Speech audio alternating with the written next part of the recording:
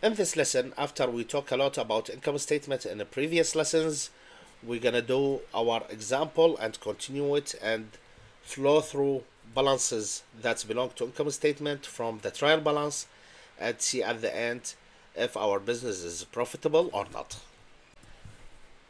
In this lesson, we will continue our example by flowing the numbers from trial balance to the income statement, the first statement in the financial statements, and show the net income and see if our business is profitable or not.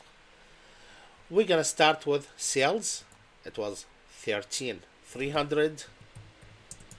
We subtract cost of goods sold, which was 8,300.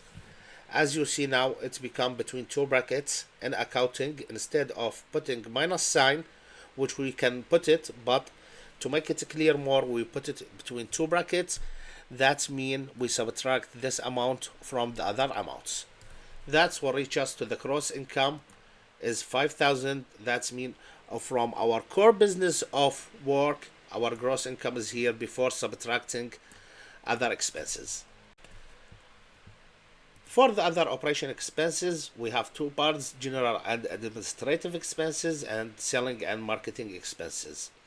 For simplicity in this question, we put 0 for selling and marketing, and also we didn't mention tax.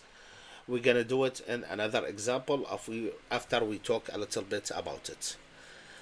Now for operation expenses, here it was from rent, internet and phone, and utilities. The total from there was 2100. So also we subtracted. Reach income before tax 2900. We don't have taxes, so net income, the business is profitable, and it's 2900 profits. After this, we move now to the second statement from financial statement, which is the balance sheets.